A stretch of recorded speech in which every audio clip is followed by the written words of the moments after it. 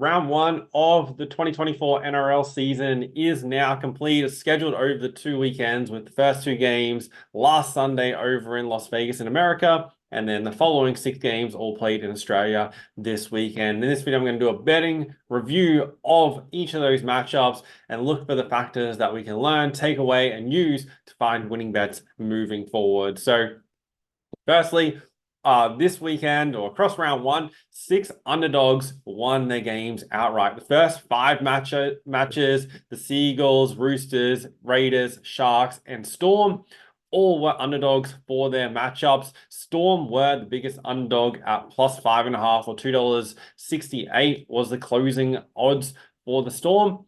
And they obviously held the Panthers to 0. Eels then came out and won as a favorite. Dragons won as an underdog at $2.55, and then the Cowboys ended the round beating the Dolphins by the biggest margin of round number 1. So definitely a lot of money to be made in backing the underdogs, which is a trend that we've seen over previous seasons in the NRL. And then also of these 8 games, 6 of the 8 went under the total points line, which is another big trend we've seen in round 1 in the NRL. The only 2 games that went over were the Seagulls Rabbitohs game and the Dolphins Cowboys games. So all the games in the middle all went under their total. So we'll start with the Seagulls Rabbitohs. This game was pretty much the closest game in the odds. The Rabbitohs were only a 1.5-point favorite, but basically a pick 'em on the line, but the Rabbitohs were slight favorites. This game was try for try during the first half, pretty much 12-10 at halftime. And then there was a period in the second half. The Rabbitohs scored 2 quick tries after halftime. But then after that, the Seagulls scored 4 straight and scored 3 in quick succession to put the game away. Both sides completed really well around that 80% mark. But as was the key in both these games in Vegas being played indoor on a smaller field, meters up the middle were going to be key. And the Seagulls won that battle, which then allowed them to put in more attacking kicks. They had 6 grubbers to 0. And that was the key difference in the end. Also, the fact that they won the penalty count 5 penalties to 1 gave the Seagulls a lot of opportunity down in the attacking zone. The Seagulls were one of the teams I predicted to improve this year, and the Rabbitohs were one of the teams I predicted to go backwards. However, I did think the Rabbitohs could get away with this game in the opening round early in the season. However, that wasn't the case. So I do have concerns over the Rabbitohs as this season starts to progress. I think that it's going to slowly decline. So I feel pretty good right now about the $3.30 it took for them to miss the finals. Seagulls, I think, are going to continue to improve. Obviously, with Luke Brooks coming into the team and creating a new combination in the halves was like, I thought that could take a few weeks, but they look to have started really, really well in that area. The second game over in Vegas, the Roosters won this as a 4-point or 4.5-point underdog against the Broncos, and this total went under 42.5 pretty comfortably with only 30 points scored. Roosters led 8-4 at halftime and then scored 2 tries to 1 in the second half to close out the game.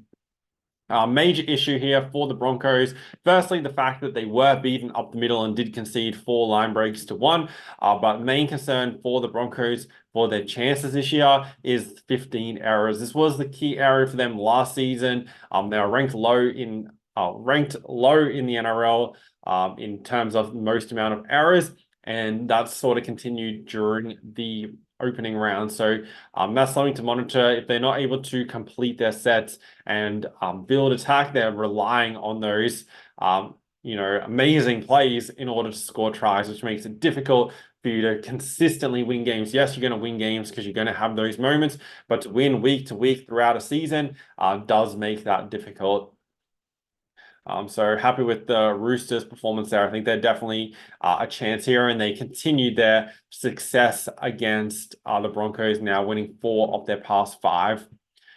Newcastle were a real letdown game against the Canberra Raiders. The Raiders are a team that a lot of people think were going to drop off this season, but they performed really well. But I think it was also Newcastle were really, really bad.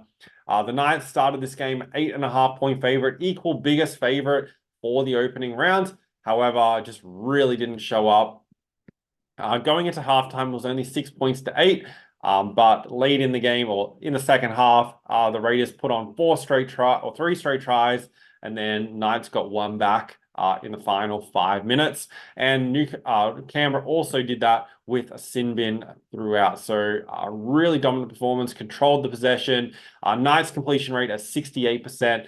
That's a major area of concern. Last season, we'll have a look at their completion rate. The Knights were ranked 14th. So 68 is still pretty low, and it's going to be hard to win games. They definitely need to improve that area and just definitely take more of their chances. A lot of the statistics for this game were fairly even. So what that tells me, other than the amount of errors obviously contributing to the completion rate, Knights were good in most areas. So they just definitely need to improve their attacking play in that final 20 meters and also improve their goal line defense. The key areas. Obviously, we're going to be able to see how the Knights go in the coming 2 to 3 weeks. But losing to the Raiders by 16 points in round 1 is sounding a little bit of warning signs. So be slightly cautious of them. The Sharks won as an underdog over in New Zealand. The Warriors dominated this game in the first half and looked like they were going to win it fairly easily. They're up 12-0 through the first 15 minutes or so. The Sharks came back scoring 3 straight tries, 2 close to halftime, 1 in the final 5 minutes or so, and then Militalo went over just after halftime on the back of an error. So Sharks won as an underdog there, plus 4.5. And this game also went under the 40.5 total points line. Did move up from 39.5 up to 40.5. Warriors dominated the run meters by almost 500 more meters conceded. Won the line breaks, won the tackle breaks. So this is probably positive signs for the Sharks in the terms of that they were able to take their chances, which has kind of been a little bit of a concern for the Sharks over the years in terms of taking their chances when they get them. And then also their goal line defense has been good over previous seasons. So the fact that the Warriors dominated possession and dominated field position, and the Sharks were able to keep them to 2 tries, and both those tries were in the first 15 minutes, shows good signs of the Sharks defense, which, as I said in the season preview, if they can improve that area, they're a genuine chance this season. Warriors, pretty much the flip side of that, but predominantly just taking their chances. Warriors did make a lot of errors when they were in attacking positions. So that's a key area. If they can rectify that, then they're still definitely a big chance. Obviously, losing to the Sharks in round 1 isn't a major area of concern.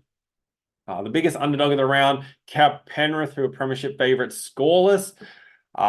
Melbourne also kept Penrith scoreless back in 2022, so it's not unheard of this happening, but a super, super low scoring defensive battle. Both teams completed really poorly for their standard of play. Looking through only the 4 line breaks between both sides. So both teams strong defensively, but also on the back of teams, both sides making a lot of errors. 28 errors between these two sides and a lot of penalties in this game.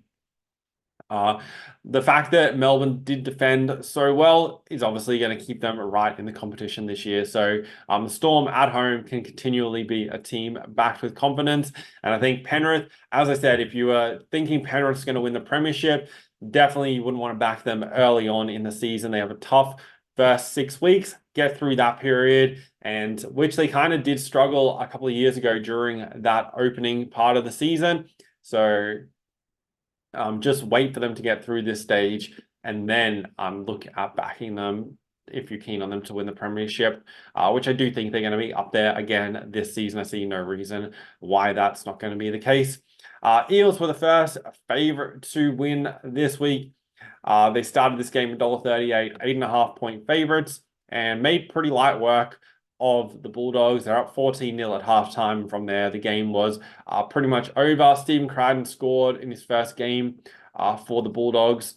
Bulldogs are, I think, feel pretty confident with them going under the 10.5 wins that we took at the start of the season. The Eels completed extremely well. Bulldogs only managing 1,190 meters and only 385 post contact. It's going to be very, very hard for them to win games. They have issues, even like if they are able to boost this number, you can see they have issues in the halves. So them being able to win games with that is going to be a major, major concern. So right now through just one game, obviously you don't want to read too much just through one game, but I do see the Bulldogs really struggling this season, and it's going to take a lot for it to turn around. The Eels only missing 23 tackles and only having 4 ineffective tackles and 4 errors compared to the Bulldogs 13. So a pretty comprehensive win there for the Eels. I think they're, one of the fringe top 8 sides. So the key with them, they're obviously good starters every single season. How they progress throughout the longevity of this season and not being inconsistent.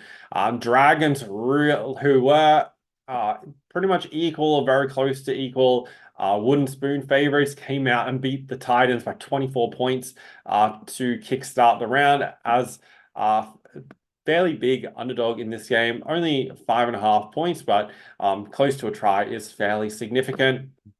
This game also went under the 41.5 total points line.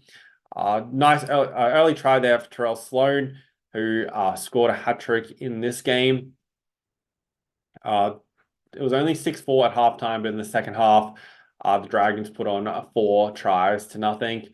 Looking at the stats for this game, Titans completed well, made fairly good meters, but just gave up too many line breaks, and that was the real difference in the end. Did struggle to stop the Dragons' kicking game as well. Looking through the missed tackles, 23-17, 19 ineffective tackles is a very, very high number. And errors, fairly even. Dragons made slightly more errors. So not like, obviously, a few missed tackles and giving up too many line breaks, but major area concern for the Titans is their attack going forward. So just be slightly cautious of it taking try scorer markets for the Titans and also total points markets, because they clearly have issues with their playmaking, especially on the goal line. And it'll be interesting to see how the Dragons go in the coming weeks coming through that performance. One thing I really like to look at when analyzing NRL games and looking at games and the history of those games is the quality of sides teams have played and how they performed against them. So I kind of adopted this from the horse racing side of things and, looking at, for example, in 3 weeks, looking at how the Titans have gone since then to get a read on how good a performance this was from the Dragons, and vice versa, how the Dragons have gone to determine how bad a performance this was from the Titans. And then the final game of the round, the Cowboys 43-18, so 25-point winners against the Dolphins. A little bit of money came for the Dolphins here. They were plus 6.5. They came down to plus 4.5. But Cowboys really put them away. A few early tries here, 3 tries in the first 11 minutes. Highest scoring game of the round was 61 points, went over the total at 43.5. Was also the highest total for the round, but 43 points at halftime. It was already right on that number early on. Valentine Holmes went 7-7, all 10 tries were converted in this matchup. Looking at the statistics, Cowboys 55% possession, 88% completion rate. Really positive, over 2,000 meters gained, almost 700 meters post-contact, 7 line breaks to 4. As we look through, the Dolphins did good at stopping the kicking game for the Cowboys. So that is a slight positive for them, but I think there was a lot more expectations. Cowboys aren't really a good team statistically, so to concede 43 points against them spells major concerns for the Dolphins' defense. They don't really have like a major amount of missed tackles with only 24 to give up 43 points. So their goal line defense was very, very weak. So they gave up meters through the middle and then just allowed Cowboys to go straight in as soon as they got down there. So major concern for the Dolphins. Be interesting how this Cowboys attack continues over the coming weeks. So that's the first look at round one betting review for the 2024 season. I'm about to go through and record an early look at the games for round number two, what the odds are, what the lines are, and all that awesome stuff. Make sure you subscribe, follow the channel, so then you're getting betting previews all season so you can make money betting on the NRL this season.